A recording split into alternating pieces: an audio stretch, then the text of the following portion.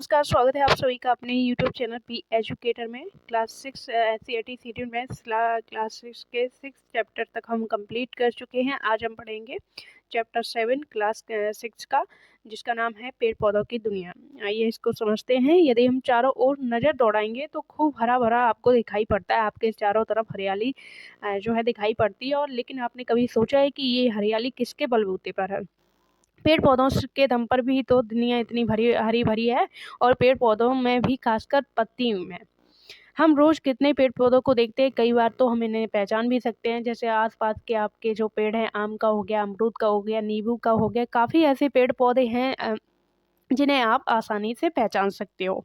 यदि पेड़ पौधों की पत्तियां न हो तो क्या आप इनको पहचानना आपके लिए संभव होगा? यानी अलग अलग पेड़ पौधे की अलग अलग पत्तियों में कुछ विशेषता होती है, तभी तो आप इसको समझ पाते हो। इसी तरह से पेड़ पौधों की जड़ों में क्या अंतर होता है, यह भी समझेंगे। साथ ही साथ इसके बीज जड़ों और पत्तियों के महत्व को भी हम समझेंगे। क्या आपने बीजों के महत्व पर विचार किया है? सोचिए भला, बीज पौधे के किस काम आता होगा। इस पाठ में हम बीज के अंदर झांक कर भी देखेंगे, कोशिश करेंगे। इस पाठ के अंत तक हम पत्ती, जड़ और बीज के संबंध को समझेंगे। पेड़ पौधों के अध्ययन के लिए हमें कई बार स्कूल के बाहर पर भी सैर जाना होगा। बाग बगीचे और खेतों में जाकर उनका अवलोकन करना होगा। यहाँ पर दिया गया सैर पर जाने से पहले आपको क्या क्या चीज़ें एकत्रित करनी है, यानी कि इकट्ठी करनी है। पौधे को उखाड़ने के लिए एक खुरपी आपको चाहिए या चाकू, एक झोला और गीला कपड़ा, अखबार, पुरानी पत्रिकाएं या रद्दी कागज, कॉपी पेंसिल और धागा, ब्लेड।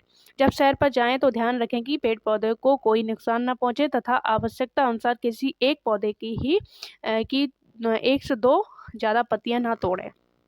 शिक्षक के साथ सैर पर निकले तथा रास्ते में मिलने वाले पेड़ पौधों को ध्यान से देखें। आसपास कोई बगीचा हो, खेत हो तो वहां पर भी जाएं। अब आपको समझना है कि तना क्या होता है। तना सैर पर जाएं तो पेड़ पौधों के तनों एवं उनसे निकलने वाली शाखाओं का अवलोकन करें तथा नीचे दी गई तालिकाओं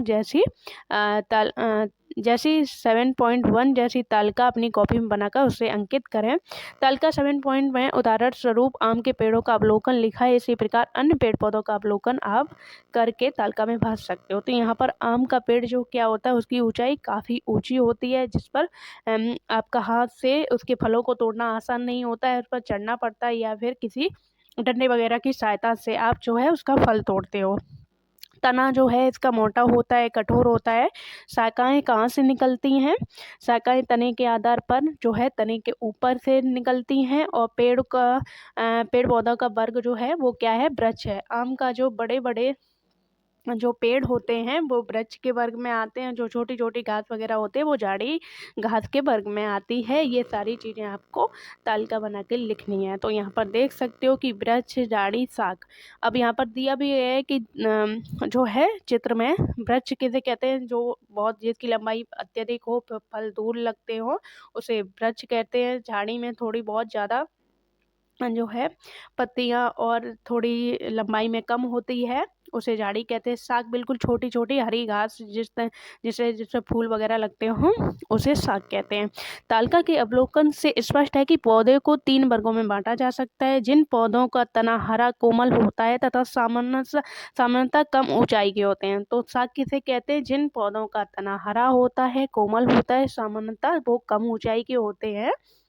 इजीली कोई छोटा बच्चा भी उन्हें पकड़ के फूल वगैरह तोड़ सकता है, उन्हें शाक कहते हैं। जिन पौधों में शाखाएं तने के आधार से अधिक अधिक संख्या में निकलती हैं और जिनका तना सख्त, पतला और काष्ठीय होता है, उसे क्या कहते हैं? झाड़ी कहते हैं। ये पॉइंट आपको नोट करके चलने हैं कि शाक की जो पहचान वो क्या होती है। वो आपकी होती है कि ये बहुत इनका तना हरा होगा, कोमल होगा, सामान्यतः बहुत ही कम ऊंचाई के ये होते हैं। और जिन पौधों में शाखाएं तने के आधार से अधिक संख्या में होती हैं, जिनका तना सख्त, पतला और काष्ठीय होता है, उन्हें झाड़ी कहते हैं। तो झाड़िया का तना कैसा होता है? सख्त होता है, पतला होता है, काष्ठीय होता है, वो झाड़ी कहते हैं। और वृक्ष तो सभी को पता है, जिन पौधों का तना बहुत ही ज़्यादा सख्त होता है और छाल वाला होता है, मोटा होता है, जिनकी शाखाएं तने के ऊपरी भाग से निकलती हैं, मतलब जो शाखाएं होती हैं वो तने के ऊपरी भाग से निकलती हैं, उन्हें वृक्ष कहते हैं। तो ये जो है पॉइंट आपको नोट करके चलना है। अब पढ़ना है तने पर पत्तियों का जमावट, यानी कि विन्यास। सैर के दौरान पत्तियों की जमावट भी देखिए। पत्तियां डाली पर 3 तरह से लगी होती हैं। किसी पौधे की डाली पर एक जगह से एक ही पत्ती निकलती है, ऐसी पत्ती को अकेली पत्ती या एकल पत्ती कहते हैं। तो एकल पत्ती किसे कहते हैं? एकल पत्ती उसे कहते हैं किसी पौधे की डाली पर एक जगह से एक ही पत्ती निकलती है, ऐसी पत्ती को एकल पत्ती कहते हैं। किसी पौधे की पत्तियां जोड़ी में एक दूसरे के विपरीत दिशा में निकलती हैं, ऐसी जमावट को जोड़ीदार जमावट कहते हैं। मतलब किसी पौधे में पत्तियां जोड़ी में एक दूसरे के विपरीत दिशा में निकलती हैं, ऐसी जमावट को जोड़ीदार जमावट कहते हैं। कुछ पौधे ऐसे भी होते हैं जिनमें एक जगह से कई सारी पत्तियां गुच्छे में के रूप में निकलती हैं, जिन्हें गुच्छेदार जमावट कहते हैं। पेड़ पौधों के तने और पत्तियों के लगने या जमने के क्रम को पत्तियों का विन्यास कहते हैं। तो इनके लगने या पेड़ पौधों की जो पत्तियां होती हैं उनके लगने या जमने के क्रम को क्या कहते हैं? विन्यास कहते हैं। अब हर तरह की जमावट वाले पौधे का नाम तालिका में 7.2 में लिखें। तो आपको ये तालिका दी गई है, अब पौधे को दिया गया और किस तरह की पत्तियां उसमें निकलती हैं, एकल पत्ती होती है या फिर विन्यास, किस तरह का उनका होता है, जमावट वाली होती हैं, ये सारी जो है पत्तियां आपको लिखनी है। अवलोकन के बाद पत्ती को डंठल सहित तोड़ें। जिसकी पत्ती तोड़ें उसका नाम अपनी कॉपी में लिखें। साथ ही यह भी लिखें कि उस पौधे पर पत्तियों का जमावट किस ढंग की थी। हो सकता है कि किसी पत्ती का नाम आपको मालूम ना हो, तो अपने दोस्त या अन्य किसी व्यक्ति से पूछकर उसका नाम लिख सकते हैं। अपने शिक्षक की सहायता ले सकते हैं, अपने अभिभावकों की सहायता ले सकते हैं। यदि फिर भी पता न लगा सके तो इस पत्ती को एक नंबर दे दें। कांटेदार पत्तियों को सावधानी पूर्वक ब्लेड की मदद से काटकर एकत्रित करें और अखबार में रखते जाएं। पत्तियों को एकत्रित करने के बाद कुछ छोटे छोटे पौधे जड़ समेत मिट्टी खोदकर उखाड़ें तथा गीले कपड़े में लपेटकर थैले में जमा करने। पहले तो आपको पत्तियां जमा करनी है, उसके बाद छोटे छोटे पौधों को मिट्टी सहित उखाड़ना है और उनको गीले कपड़े में लपेटकर थैले में रखना है। तथा तो कोशिश करें कि इन सब पौधों के नामों का पता लगा सकें। नामों की पर्चियां बनाकर पौधे एवं पत्तियों पर बांधी जा सकती हैं। अब विद्यालय वापस चलें। अब यहाँ पर आपको दिया जा रहा है मूसलाधार जड़ें और आपकी रेशेदार जड़ें। तो आपको समझना है कि एक ही जड़ से कई प्रकार की जो जड़ें निकल जाती हैं सीधी में, उसे जो जड़ सीधी रेखा में नीचे तक जाती है, धरती के अंदर तक जाती है और उसी से होके नई नई जड़ें निकलती हैं, मूसलाधार होती हैं। और रेशेदार एक ही जगह पर काफ़ी सारी जो रेशे की तरह जो जड़ निकल जाती हैं उसे रेशेदार कहते हैं। यहाँ इसकी डेफिनेशन भी दी है। तो विद्यालय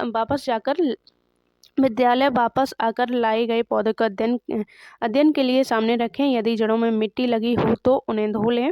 रखे गए सभी पौधों को जड़ों को ध्यान से देखें। क्या सभी जड़ें एक जैसी दिख रही हैं? मुख्यतः 2 प्रकार की जड़ें दिख रही हैं। जिस जड़ में एक मुख्य जड़ है जिनमें कई सहायक जड़ें निकली होती हैं उसे मूसलाधार कहते हैं। तो मूसलाधार कैसी होती है? एक ही जड़ निकलती है और सहायक जो जड़ें होती हैं उससे ही निकलती हैं। मूसलाधार जड़ ये आपसे पूछी जाती है, मूसलाधार जड़ किसे कहते हैं? तो ये आपको पॉइंट नोट करके चलना है कि एक ही मुख्य जड़ होती है, उसकी सहायक जो जड़ें होती हैं वो उसी की सहायता से निकलती हैं, जिसे मूसलाधार जड़ कहते हैं। जिस जड़ में कोई मुख्य जड़ नहीं होती है, बल्कि सभी जड़ें एक ही स्थान से निकलती हैं, उन्हें क्या कहते हैं? जकड़ा या रेशेदार जड़ कहते हैं, उसे कहते हैं रेशेदार जड़। अब अपने द्वारा लाए गए सभी पौधों को उनकी जड़ों के आधार पर मूसला और जकड़ा जड़ के 2 समूह में बांटें तथा तालिका बनाएं कि मूसलाधार जड़ किसकी होती है और जो है जकड़ादार जड़ जो है किसकी होती है, ये आपको बनानी है। यहाँ दोनों तरह की जड़ों के चित्र अपनी कॉपी में लगाइए। जड़ और तना के कार्य। अब जड़ या तना के कार्य दिए गए हैं। जड़ मिट्टी को मजबूत से पकड़कर पौधों को खड़ा करने में मदद करती है। तो जड़ क्या करती है? मिट्टी को मजबूती से पकड़ती है और पौधे को खड़ा करने में मदद करती है। यह मिट्टी में उपस्थित जल एवं खनिज लवणों को अवशोषित करती है। जड़ें मिट्टी को बांधती हैं तथा मिट्टी के कटाव को रोकती हैं। कुछ पौधे को जड़ों में भोजन का संग्रहण भी होता है। तो कुछ पौधों की जड़ों में भोजन का संग्रह भी होता है। तना क्या करते हैं? तना पौधों को आकृति प्रदान करते हैं। जल, खनिज, लवण एवं भोजन के संवहन का मार्ग हैं। कुछ पौधों के तने भूमिगत होकर भोजन संग्रहण भी करते हैं। क्रियाकलाप आपको करना है, आप जो पौधे बाल से लेके आए थे उनमें से कुछ पौधों की जड़ काट दें, उन्हें विद्यालय परिसर या गमले में लगा दें। मिट्टी में पानी डाल दें, कुछ जड़ वाले पौधों को भी लगा दें, उनमें भी पानी डाल दें। 4-5 दिनों तक दोनों तरह के पौधों को ध्यान से देखें, पता करें कि जड़ वाले पौधे मुरझाए और बिना जड़ वाले कितने पौधे मुरझाए। आप पाएंगे बिना जड़ वाले पौधे मुरझा जाते हैं और जड़ वाले नहीं मुरझाते हैं। सोचकर लिखें ऐसा क्यों होता है। गिलास, जल, लाल स्याही, एक साकीय पौधा तथा एक प्लेट आपको लेना है और ये क्रियाकलाप करना है। गिलास को 1/3 जल से भर लें। गिलास के जल में लाल स्याही की कुछ बूंदें डालकर हिला दें। साकीय पौधे के तने को काटकर चित्रानुसार भरें। अब ये जो है परीक्षण आपको दिया गया है, क्रियाकलाप दिया गया है, ये इसलिए दिया गया है कि जो जड़ और तना होते हैं वो मिट्टी से किस तरह से लवण को खनिज जो पोषक तत्व होते हैं उनको किस तरह से पत्तियों तक, तना तक पहुंचाते हैं। तो ये परीक्षण आपको करना है। अगले दिन गिलास में रखे साकीय तना के ऊपरी व निचले सिरे को ध्यान से देखें। ऊपर आपके पास हैंडलेंस है तो उसकी सहायता से देखें। क्या आपको तने के ऊपरी व निचले सिरों पर लाल रंग की कोई बिंदु नजर आता है? तने के दोनों सिरों पर यह बिंदु कहाँ से आया? तने की लंबाई में आधा काटकर भी देखें।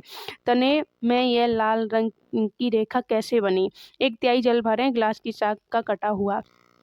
यहाँ हमने देखा कि जल तने के ऊपर को चढ़ता है, अर्थात तना जल का संवहन करता है। लाल स्याही की भांति जल में विलीन खनिज लवण भी जल के साथ तने के ऊपर और जाते हैं। पत्तियों के कई गुणों के बारे में आपने पिछली कक्षाओं में जाना है। आइए एक गुण और पता लगाते हैं। पत्तियों की सतह पर आपको नस जैसी संरचनाएं दिखाई देती होंगी। यहाँ पर आपको क्रियाकलाप करना है। इकट्ठी की गई सभी पत्तियों को एक बड़ी पत्ती को एक सफ़ेद कागज अथवा अपनी कॉपी के पन्ने के नीचे रखिए। इसे एक स्थान पर दबाकर रखें। तो अपनी पेंसिल से तिरछा पकड़िए और पेंसिल की नोक से कागज के उस भाग को जिसके नीचे पत्ती है धीरे से रगड़िए। आप क्या छाप के साथ कुछ रेखाएं दिखाई देती हैं? क्या यह छाप पत्ती की तरह दिखती है? पत्ती की इन रेखित संरचनाओं को सिरा कहते हैं। पत्ती की अंदर जो रेखित संरचनाएं होती हैं उसे सिरा कहते हैं। क्या आपको पत्ती के माध्यम से एक मोटी सिरा दिखाई देती है? उसके माध्यम से बीच की जो होती है वो एक मोटी सिरा होती है। इस मोटी सिरा को सिराएं मध्य सिरा कहते हैं। पत्ती के बीच में जो मोटी सिरा होती है उसे मध्य सिरा कहते हैं। पत्तियों पर सिराओं द्वारा बनाए गए डिजाइन को सिरा विन्यास कहते हैं। और पत्ती पर जो सिराओं द्वारा डिजाइन होता है, संरचना होती है जो, उसे सिरा विन्यास कहते हैं। यदि यह डिजाइन मध्य सिरा के दोनों जाल जैसे है तो यह सिरा विन्यास जालिका सिरा विन्यास कहलाता है। कुछ पत्तियों में ये सिराएं एक दूसरे से समांतर होती हैं। ऐसे सिरा विन्यास को समांतर सिरा विन्यास कहते हैं। तो यहाँ पर जालिका यानी कि जाल जैसी जो पत्तियों के सिरा विन्यास बनते हैं उन्हें जालिका सिरा विन्यास कहते हैं। और जो सीधी पत्तियों की समांतर रेखा में जो विन्यास बनता है सिरा का, उसे हम समांतर विन्यास कहते हैं, समांतर सिरा विन्यास कहते हैं। यहाँ पर देख सकते हो एक पीपल की पत्ती है, जालिका रूपी सिरा विन्यास, और ये की शायद मक्के की पत्ती है। यहाँ एक समांतर सिरा विन्यास दिखा रहा है, यहाँ पर जालिका रूपी सिरा विन्यास दिखा रहा है। आपके द्वारा इकट्ठी की गई पत्तियों में से कोई पत्ती मिली इसमें सिरा ना दिखता हो, ऐसी पत्ती आप अपने शिक्षक को बताएं। सिराएं देखने के लिए पत्ती को रोशनी की तरफ करके देखना अच्छा होता है। अलग अलग पत्तियों में सिराओं का फैलाव को देखिए। आप अपनी लाई गई पत्तियों को जालीदार और समांतर विन्यास में बांटें और उनके नाम अपनी कॉपी में यहाँ पर लिख सकते हो। तो यहाँ पर आपको देखनी है कि किस किस की पत्ती जालीदार होती हैं, किस किस की समांतर होती हैं।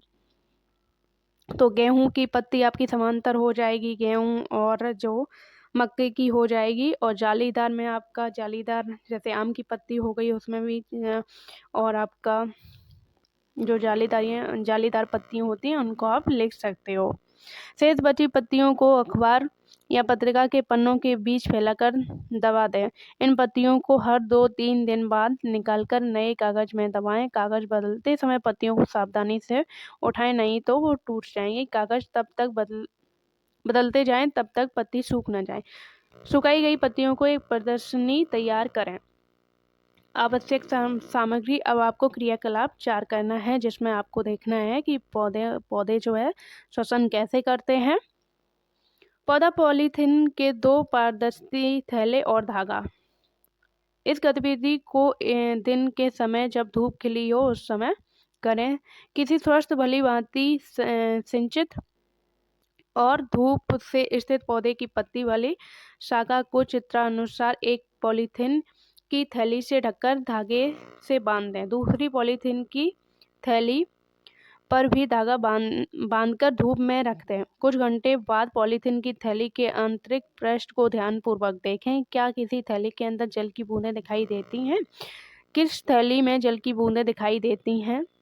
क्या आप बता सकते हो कि ये बूंदें कहाँ से आईं? डाली पर बंधी हुई पॉलीथीन व धूप में रखी खाली पॉलीथीन। तो यहाँ पर देख सकते हो कि जो पौधे में बंधी हुई पॉलीथीन होगी उसमें क्या होगा, उसमें वाष्पन होगा और आपको पॉलीथीन पर क्या दिखाई देगी? बूंदें दिखाई देंगी। अब ये जो है ये बूंदें पत्ती से जलवाष्प के रूप में निकलती हैं। इस क्रिया को वाष्पोत्सर्जन कहते हैं। इस क्रिया के द्वारा पौधे बड़ी मात्रा में जल को वायुमंडल में छोड़ते हैं। गतिविधि के बाद पॉलीथीन की थैली को हटा दें। क्या पत्तियों को और भी कोई कार्य है? अब आपको समझना है कि क्या पत्तियों का और भी कोई कार्य है। अब समझते हैं। बीज। सेम, अरहर, मसूर, मक्का, धान आदि के बीज इकट्ठा करें। ये इजली आपको मिल भी जाएंगे। इनमें से किन्हीं 2 जैसे सेम और तथा मक्का के कुछ बीज एक बर्तन में भिगो दें। भीगकर बीज फूल जाते हैं और इनको खोलकर अंदर से देखना ज़्यादा आसान होता है। बीज का छिलका हटाएं। छिलका हटे बीज को उंगलियों से हल्का दबाएं। मक्के के बीज के एक ही बीज पत्र होता है। तो इसमें क्या होता है कि मक्का का जो बीज होता है उसके 2 पार्ट नहीं हो सकते हैं। इसका मतलब है कि मक्के का जो बीज होता है वो एक बीज पत्र होता है, यानी कि इसे एक बीज पत्री कहते हैं। तो यहाँ पर क्वेश्चन ये भी पूछा जाता है कि एक बीज पत्री कौन होता है? तो मक्का का जो बीज होता है वो एक बीज पत्री होता है। सेम के बीज आपने देखे भी होंगे, 2 भाग हो जाते हैं। ये दोनों गूदेदार भाग इसके बीज पत्र हैं। इस प्रकार के बीज को द्विबीज पत्री कहते हैं। तो एक बीज पत्री आपने सुना जिसके 2 भाग नहीं होते, यानी एक ही भाग रहता है। और द्विबीज पत्री क्या होते हैं? जिसके 2 भाग हो जाते हैं। जैसे सेम के बीज के 2 भाग हो जाते हैं, उसे 2 बीज पत्री कहते हैं। मक्का एवं सेम के समान ही 5-5 एक बीज पत्री एवं 2 बीज पत्रियों के नाम यहाँ पर आपको लिखने हैं। अब इसी के समान कौन एक बीज पत्री है और कौन 2 बीज पत्री है, इसको आपको लिखना है। अब तक आपने पत्तियों की बनावट, विन्यास, जड़ों के प्रकार तथा बीजों में बीज पत्रों का अध्ययन किया। इसके बारे में जानकारी आपने एकत्रित कर इसको तालिका 7.6 में अंकित करें। यहाँ पर आपको 7.6 तालिका दी गई है। अब आपको यहाँ पर लिखना है कि आम, जैसे पेड़ का जो हो गया, पेड़ का नाम आम हो गया। इसकी जड़ कैसी होती है? मूसलाधार होती है, मतलब सीधे जमीन में जाती है। और पत्ती का विन्यास कैसा होता है? जालीदार होता है। जब आप इसकी पत्ती को देखोगे तो पत्ती पे जाली जाली जो है दिखाई देगा। और बीज पत्रों की संख्या कितनी होती है? 2। आपने आम की जो गुठली होती है उसको देखा होगा, तो अंदर उसके 2 पार्ट हो जाते हैं और जिसका क्या होता है 2 बीज पत्री में जो आता है। अब यहाँ पर अगर मक्का का लिखोगे तो मक्का की जड़ जो है वो आपकी मूसलाधार नहीं होती है और जो इसकी पत्ती विन्यास होती है वो समांतर होती है और ये एक बीज पत्री होता है। इसी प्रकार आपको अपने और भी पौधों को लिखना है। मक्के और चने के बीज, कपड़ा, कटोरी तथा जल। 2 कटोरियाँ लीजिए, इसमें भींगा हुआ कपड़ा रखिए। एक कटोरी में चने के 3-4 बीज और दूसरी में मक्के के दाने रखिए। तो आपको क्या करना है कि एक कटोरी लेनी है, उसमें भींगा कपड़ा रखना है, कटोरी में चने के 3-4 बीज और दूसरी कटोरी में आपको मक्के के दाने रखने हैं। जल डालकर कपड़े को हमेशा नम रखिए तथा बीज का अवलोकन करते रहिए। 1-2 दिन में आप देखेंगे कि इन बीजों से उजला उजला चीज निकल कर आया है। तो ये उजला उजला जो सफ़ेद सी संरचना होती है इसे बीज का अंकुर कहते हैं। बीज को हल्का हल्का नम बनाए रखिए। लगभग सप्ताह बाद आप देखेंगे कि इसमें पौधे की तरह संरचना जो रचना है निकल आई है। जी हाँ, यह वास्तव में चना तथा मक्का का शिशु पौधा है। यदि आप इसे सही तरीके से मिट्टी में डालकर देखभाल करें तो बाद में यह धीरे धीरे वृद्धि कर चना तथा मक्के का वयस्क पौधा बन जाएगा। अब आप खेत में चने के पौधे में यहाँ पर आप देख सकते हो कि इसका जो है अंकुरित किया गया है। प्रीवियस जो चैप्टर थे हम उसमें इसको पढ़ भी चुके हैं कि बीजों का अंकुरण किस तरह से होता है। बीज के शिशु पौधे के विकास की अंकुरण अवस्था। चने के पौधे में लगी फली के अंदर हरे चने तथा मक्के की बाली भुट्टा में लगे मक्के के असंख्य बीजों को यह देखकर यह निष्कर्ष निकालना चाहेंगे बीज का क्या काम हो सकता है। यह काम आप समझ गए होंगे कि बीज पत्र शिशु पौधे को पोषित करता है। शिशु पौधे की वृद्धि के लिए पोषक तत्व बीज पत्र में मौजूद रहते हैं। क्या आप तालिका 7.6 के आधार पर पत्ती के सिरा विन्यास, जड़ व बीज में कोई संबंध बता सकते हैं? अपने शिक्षक की मदद से पत्ती, जड़ व बीज के संबंध में आप यहाँ पर संबंध निकाल सकते हो। गंगा के दिमाग में एक विचार आया है। यदि वह जानना चाहती है कि पौधे की जड़ किस प्रकार की होगी, उसे उस पौधे को उखाड़ने की जरूरत नहीं है। वह पौधे की पत्तियों को देखकर इसका जवाब दे सकती है। बिल्कुल दे सकती है। अगर समांतर जो है होगी तो उसकी जड़ जो है यहाँ पर आप देख सकते हो कि अगर मूसला जड़ होगी तो जो है पत्ती कैसी होगी, उसकी जालीदार होगी। और बीज जो है इसका 2 बीज पत्री होगा। तो यहाँ पर गंगा के दिमाग में यह विचार आया है। यदि वह जानना चाहती है कि पौधे की जड़ किस प्रकार की होगी तो उसकी पत्ती को देखकर पता लगा सकती है कि ये जड़ मूसलाधार होगी या फिर समांतर। क्या आप समझ पाए हैं कि पौधे की पत्ती, जड़ और बीज में एक रोचक संबंध है? तो यहाँ पर आप समझ गए होंगे कि पत्तियों से पता लगा सकते हैं कि जड़ आपकी मूसलाधार होगी या फिर जो है रेशेदार जड़ होगी।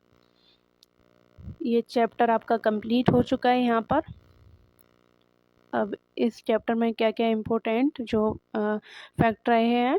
पेड़ पौधों को 3 वर्गों में बांटा जा सकता है, जैसे शाख, झाड़ी और वृक्ष। इसको हम ऊपर पढ़ चुके हैं। जड़ 2 प्रकार के होते हैं, मूसला और जकड़ा जड़।